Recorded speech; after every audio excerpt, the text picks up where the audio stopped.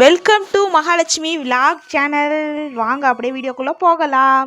இன்றைய நாள் நேரம் எல்லாமே எனக்கு சரியில்லைப்பா. ஸ்டார்டிங்கில் நல்லா தான் இருந்துச்சு. கோலம், விநாயகர் அப்பாவுக்கு கோலம், துளசி மாடத்துக்கு கோலம் ஏதோ ஒரு அளவுக்கு அழகாக வந்துருந்துச்சு. ஆனால் கீழே போய் கோலம் போடும்போது அப்படி ஒரு சொதப்பல்ப்பா. இன்றைய நாளே எனக்கு சரியில்லைப்பா, என்னன்னே தெரியலப்பா. அப்புறம் அப்படியே இன்றைக்கி எந்திரிச்சதும் லேட்டு. எத்தனை மணிக்கு எந்திரிச்சேன்னா 6:30க்கு எந்திரிச்சு அதுக்கப்புறம் வாசல் தெளித்து கோலம் போடுறதுக்கு மணி 7 ஆயிடுச்சு. பார்த்தாலே உங்களுக்கு தெரியும், நல்லா விடிஞ்சிருச்சு.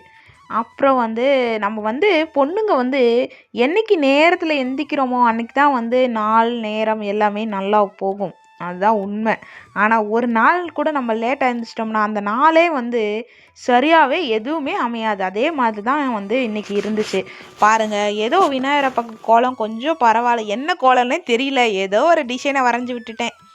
அப்புறம் சரி நிலைவாசலில் கோலம் போட்டுடலாம் அப்படின்னு சொல்லிட்டு நிலைவாசலில் போட்ட அந்த பார்டர் கூட நல்லா இருந்துச்சுப்பா. எனக்கு கொஞ்சம் பிடிச்சிருந்துச்சு. நான் எனக்கு பிடிச்ச கோலத்தெல்லாம் ஒரு நோட்டில் வரைஞ்சி வச்சுருக்கேன். அந்த நோட்டு வச்சு தான் இன்றைக்கி கோலம் போடுறேன், சரிங்களா. அப்புறம் அப்படியே கோலம் வரைஞ்சி விட்டாச்சு. அழகாக இருந்துச்சு, சரிங்களா. அப்புறம் இந்த சைடில் நம்ம எதுக்கு கோலம் போடுறோம், எதுக்கு இந்த கோடு போடுறோங்கிறது எனக்கு ரொம்ப ஒரு எப்படி சொல்கிறது, ஒரு குழப்பமான விஷயமாகவே இருக்குது. எதனால் இந்த கோடு போடுறாங்க, சைடில் இந்த கோடு போடுறாங்க, யாருக்காவது தெரியுமா? எனக்கு ரொம்ப நாளாகவே ஒரு டவுட்டு. எதனால் இந்த கோடு போடுறாங்க? 2 கோடு போடணுமா, 4 கோடு போடணுமா, இல்லை 5 கோடு போடணுமா, இல்லை 6 கோடு போடணுமான்னு எனக்கு டவுட்டு. நான் சரி கொஞ்ச நாளாகவே ஒரு 4 கோடு தான் போடுறேன். இங்கிட்டு 4 கோடு, இங்கிட்டு 4 கோடு போட்டு ஆரம்பம்லாம் நல்லா தான் இருந்துச்சு. நோட்டெல்லாம் எடுத்துகிட்டு இன்றைக்கி கோலம் போட்டேன். ஆரம்பம் சரி அழகான ஒரு மயிலா, குயிலா, இல்லை பறவையா, இல்லை வாத்தான்னு தெரியல, நோட்டில் வரைஞ்சி வச்சுருந்தேன். சரி அதை பார்த்து வரையலாங்கும் போது சொதப்பிடுச்சு, ஃபுல்லாக சொதப்பிடுச்சு. பார்த்துட்டே இருங்க, நீங்களே பாருங்கள்.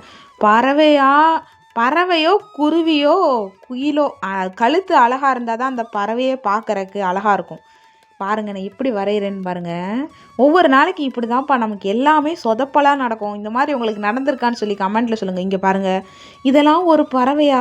இந்த பறவைகள் எல்லாம் என்னைய பார்த்தா, அட பாவி, நாங்கள்லாம் எவ்வளோ அழகாக இருக்கும், எங்களை இப்படி வரைஞ்சி வச்சிட்டியேன்னு சொல்லி என்னைய அடித்து துரத்துற மாதிரி துரத்திடுவாங்க எல்லா பறவைகளும் கொத்தி கொத்தி. அந்த அளவுக்கு இருக்குது. இந்த பறவை ரொம்ப கேவலமாக வந்திருக்கு. அப்புறம் எல்லாத்தையும் அழிச்சிட்டேன்ப்பா, துணி வச்சு பாருங்களேன். போட்ட கோலத்தை அழித்தாலே அந்த நாளே நல்லா இருக்காது. எனக்கு என்னவோ பிடிக்கவே, இந்த நாளே எனக்கு சரியில்லாத நாளாக ஆகிப்போச்சு.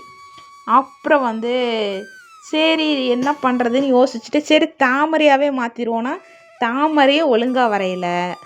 எனக்கு என்னவோ இன்றைக்கி நான் போட்ட கோலம் ரொம்ப கேவலமாக இருக்குதுன்னு நானே சொல்லிக்கிறேன்ப்பா. உண்மையை தான் பேசணும். எனக்கு இந்த பொய் சொல்லி என் கோலம் நல்லா இருக்குன்னா நான் சொல்ல மாட்டேன். நல்லா இருந்தால் நல்லா இருக்குது, நல்லா இல்லையா நல்லா இல்லை. அது மாதிரி கோலம் ரொம்ப கேவலமாக தான் இருந்துச்சு. எனக்கு இன்றைக்கி கோலமே எனக்கு பிடிக்கல. பாருங்கள், தாமரையாவது வரைஞ்சேன், அதையாவது உருப்படியாக அழகாக வரையலாம்ல. அதையும் இங்கிட்டு ஒரு பக்கம் கோணிக்கிட்டு போகுது, இந்த பக்கம் இலை நல்லா இல்லை. ஐயோ, எனக்கு இந்த கோலமே சரியில்லை. இதெல்லாம் முடிச்சுட்டு வீட்டுக்குள்ளே போனால் அங்கே ஒரு சம்பவமே நடந்து கிடக்கு. பாருங்கள், என்ன தான் பண்ணுறது. வீட்டுக்குள்ளே போனால் குக்கர் வெடிக்கிற மாதிரி சவுண்டு. என்னடான்னு போய் பார்த்தா அந்த வாசர் ஆல்ரெடி லூஸாக தான் இருந்திருக்கு. குக்கர் அது வாசரை டொமான்னு வெடிக்கலை, ஆனால் டொப்புன்னு ஒரு சவுண்டு. அந்த பருப்பு இந்த சைடு பருப்பு, இந்த சைடு சாதம் வச்சுட்டு தான் நான் போயிருந்தேன். அப்புறம் பார்த்தா எல்லாமே தொரிச்சு, எல்லாமே இன்றைக்கி நேரமே சரியில்லை. இங்கே பாருங்கள் எப்படி கிடக்குது இந்த கிச்சனு. எல்லா பருப்பு தண்ணியும் வெளியே வந்துருச்சு. ஏன்னா வாசர் சரியில்லை போல்.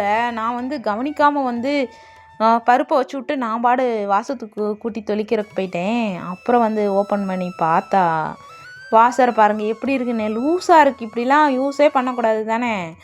அப்புறம் எடுத்துகிட்டு அதை கழுவி வச்சு அப்புறம் அடுத்த வீடியோவில் பார்க்கலாம்.